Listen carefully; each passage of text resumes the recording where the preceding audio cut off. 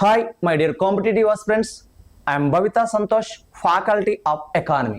ఈ రోజు ఎకానమీ సబ్జెక్ట్లో భాగంగా ప్రణాళిక సంఘం అనేటువంటి టాపిక్ గురించి మాట్లాడుకుందాం. Planning commission. మరి ఇక్కడ ప్రణాళిక సంఘాన్ని ఎప్పుడు ఏర్పాటు చేయడం జరిగింది? ప్రణాళిక సంఘం యొక్క ఏర్పాటు ఎప్పుడు జరిగింది అంటే 1950 మార్చి 15 నాడు. 1950 మార్చి 15 నాడు. మరి ప్రణాళిక సంఘం యొక్క హెడ్ క్వార్టర్ ఎక్కడ ఉంది? ప్రణాళిక సంఘం యొక్క హెడ్ క్వార్టర్ ఎక్కడ ఉంది అంటే న్యూఢిల్లీలో కలదు. మరి ఇక్కడ ప్రణాళిక సంఘాన్ని ఆమోదించే సంస్థ ఏది? ప్రణాళిక సంఘాన్ని ఆమోదించే సంస్థ ఏది? ప్రణాళిక సంఘాన్ని ఆమోదించే సంస్థ ఎన్డిసి, నేషనల్ డెవలప్మెంట్ కౌన్సిల్, జాతీయ అభివృద్ధి మండలి. మరి ఈ ఎన్డిసిని ఎప్పుడు ఏర్పాటు చేయడం జరిగిందంటే 1952 ఆగస్టు 6 నాడు ఏర్పాటు చేయడం జరిగింది. ఎన్డిసి యొక్క హెడ్ క్వార్టర్ ఎక్కడ ఉంది అంటే ఎన్డిసి యొక్క హెడ్ క్వార్టర్ ప్రధాన కార్యాలయం ఎక్కడ ఉంది అంటే న్యూఢిల్లీలో కలదు. ఎన్డిసికి చైర్మన్ గా ఎవరు ఉండడం జరుగుతుంది అంటే ఎన్డిసికి చైర్మన్ గా ఎవరు ఉండడం జరుగుతుంది అంటే ప్రధానమంత్రి. ఓకేనా, ప్రైమ్ మినిస్టర్. మరి అదే విధంగా ప్రణాళిక సంఘానికి అధ్యక్షులుగా ఎవరు ఉంటారు అంటే ప్రణాళిక సంఘానికి అధ్యక్షులుగా ఎవరు ఉంటారంటే దేశ ప్రధాని ఉండడం జరుగుతుంది. మరి ప్రణాళిక సంఘానికి అధ్యక్షుడైనటువంటి దేశ ప్రధానికి ప్రణాళిక సంఘం విషయంలో ఎలాంటి హోదా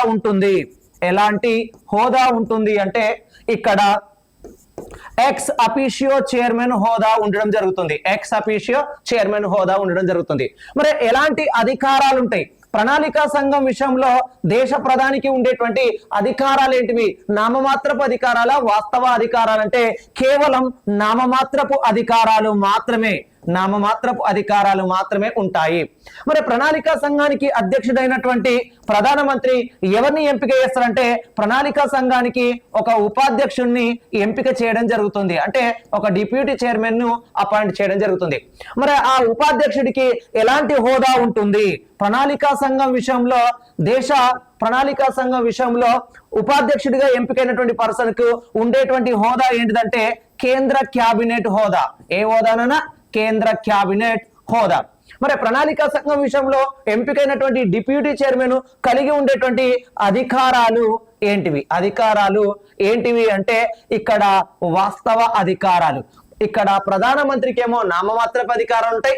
అదే విధంగా డిప్యూటీ చైర్మన్ గా ఎంపిక కాబట్టేటువంటి పర్సన్ కు మాత్రం వాస్తవ అధికారాలు ఉంటాయి. మరి ప్రణాళిక సంఘం అనేది రాజ్యాంగబద్ధమైన సంస్థనా అంటే ప్రణాళిక సంఘం అనేది రాజ్యాంగబద్ధమైన సంస్థ కాదు, ఇది రాజ్యాంగేతర సంస్థ.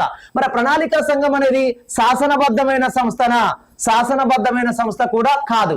మరి ప్రణాళిక సంఘం అనేది చట్టబద్ధమైన సంస్థనా అంటే చట్టబద్ధమైన సంస్థ కూడా కాదు.